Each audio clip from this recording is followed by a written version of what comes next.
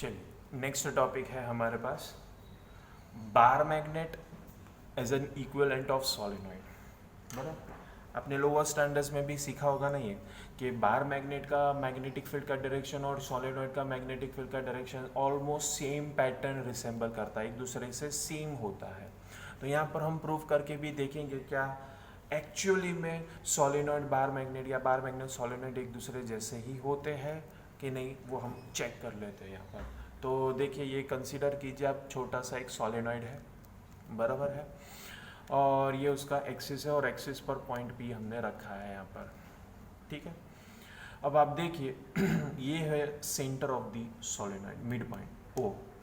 यहाँ से एक मैंने छोटा सा एक एलिमेंट सपोज किया है सोलेनॉइड का, जिसका लेंथ हो जाएगा dx और उसका पोजीशन हो जाएगा mid point of the solenoid से x, ठीक है।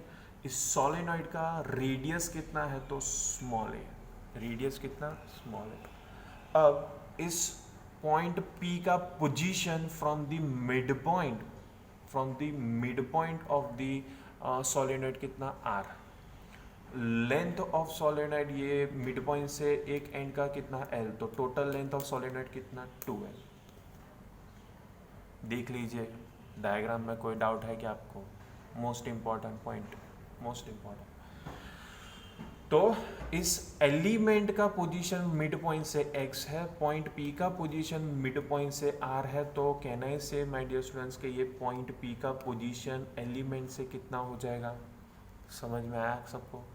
इस पॉइंट P का पोजीशन एलिमेंट से कितना हो जाएगा? सही समझे आप लोग? That is r minus x, that is r minus x, ठीक है। तो देखिए जो कुछ भी मैंने अभी आपको एक्सप्लेन किया ना, वो सब कुछ अभी हम देख लेते हैं यहाँ पर एक स्टेटमेंट के फॉर्मेट में। So you have to consider a finite solenoid carrying current I, radius a and length s 2l, ठीक है। ऐसा हमने एक सोलेनॉइड सपोज कर लिया है। फिर आपको एक यहाँ पर सोलेनॉइड का एलिमेंट क्या होगा? एक सर्कुलर होगा ना पार्ट, तो a circular element of solenoid of thickness dx at a distance x from its center and it is considered as a current carrying loop of n dx turn। Sir अब ये n dx turn कैसा है नहीं समझ में आया? अरे हमने सीखा था ना कि कैपिटल N क्या होता है? Small n into L, but what is the length of this small element dx? तो ये number density, number of turns per unit length into the length, तो ये नंबर ऑफ टर्न्स हो गया। तो स्मॉल n इंटू dx, इसका length कितना था? dx। तो इस पर्टिकुलर एलिमेंट से पॉइंट P पर मैग्नेटिक फील्ड कितना मिलेगा? So magnetic field due to circular element at point P is given by general formula, जो हमने आगे के चैप्टर में 4th चैप्टर में भी सीखा था। जनरल फॉर्मूला था mu zero capital N I A square upon 2 R square plus A square raise to 3/2।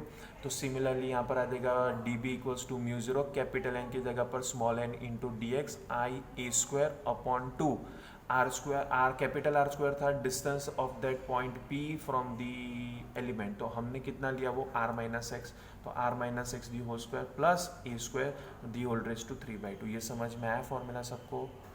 हाँ, हमने formula general formula 4th chapter में लिखा था mu zero n I A square upon 2 mu zero n I A square upon 2 x square plus r square. तो x square था distance of that point from the element, तो यहाँ पर वो हो जाएगा r minus x the whole square, ठीक है।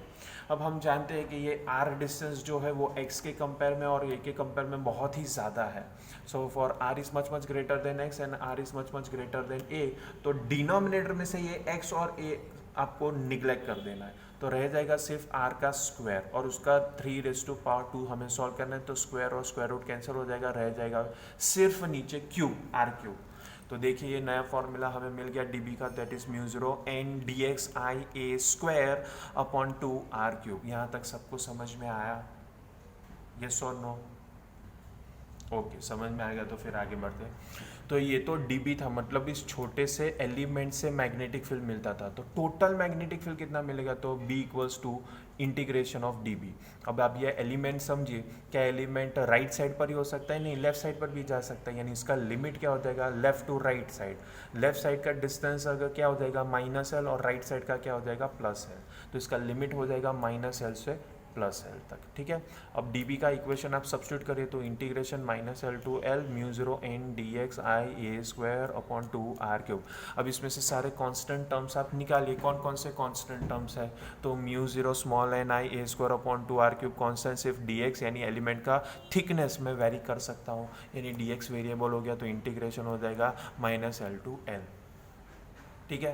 तो mu zero small n I A square upon 2r³ constant integration of d x क्या हो जाएगा x with a lower limit minus L to upper limit l, so that can be further solved as mu zero small n I A square upon 2r³ and limit will be solved as upper limit minus lower limit यानी l minus of minus l, that will be plus 2l. So final our answer will be mu 0 n I a square upon 2r³ into 2l. अब इसके आगे solve करने में थोड़ा सा problem होगा तो हमने क्या किया, यहाँ पर मल्टीप्लाई डिवाइड बाई 2l कर दिया, ठीक है, 2 पाई कर दिया, सॉरी मल्टीप्लाई डिवाइड बाई 2 पाई कर दिया। अब आपको रीअरेंज करना है सब कुछ, तो देखिए ये mu zero as it is, n into 2l को एक साथ में लिख दीजिए, फिर पाई इंटू ए स्क्वायर को साथ में ले लीजिए, क्या रह गया, ये एक 2 रह गया बेचारा, एक 2 ये रह गया और आई रह गया, तो आई और 2 अलग, upon 2 into 2 4 pi r³, 4 pi r³, ठीक है। अब आप पहचानो ये n इंटू 2l कौन, ये 2l यानी सोलेनॉइड का टोटल लेंथ, ये number of turns per unit length, तो ये हो जाएगा टोटल टर्न्स, और पाई इंटू ए स्क्वायर हो जाएगा area of cross section of the solenoid. Substitute किया जाए तो mu zero as it is, ये हो जाएगा कैपिटल N, ये हो जाएगा कैपिटल A, ये I into 2 as it is upon 4 pi r³। अब आप इसे पहचाने NI ये कौन है, अरे NI ये तो सोलेनॉइड का मैग्नेटिक डाइपोल मोमेंट है, तो सब्स्टिट्यूट कर दिए तो म्यू 0 अपॉन 4 पाई सेपरेट कर दिया, इसकी जगह पर M आ गया, ये 2 एज इट इज़ और नीचे r³। अरे इसे तो जाना पहचाना लगता है, और अभी भी मैंने आपको ये इसके आगे के वीडियो में मैंने आपको बताया था कि क्या है, ये तो है magnetic field on the axis of short dipole. तो देखिए क्या किया हमने बार मैग्नेट लिया था जिसका इक्विवेलेंट ये सोलेनॉइड निकला, दैट्स इट। तो ऊपर जो डायग्राम था उसे आप सोलेनॉइड भी ले सकते हो, बार मैग्नेट भी ले सकते हो, तो ये उसका इक्विवेलेंट हमें मिल गया, ठीक है, क्लियर।